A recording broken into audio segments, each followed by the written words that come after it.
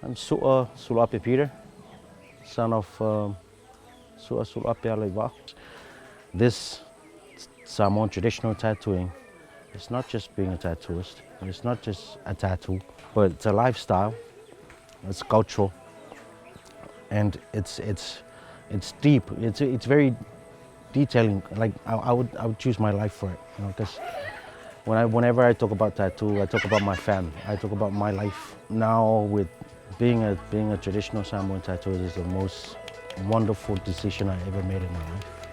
And I'm so proud of myself. I'm so proud of my family. I mean, this generation down to generations, I'm so grateful that I was able to be one of them, you know. I'm now on the list of the youngest generation in my family to do tattoos. I was the first one of my generation to start tattooing. I feel blessed.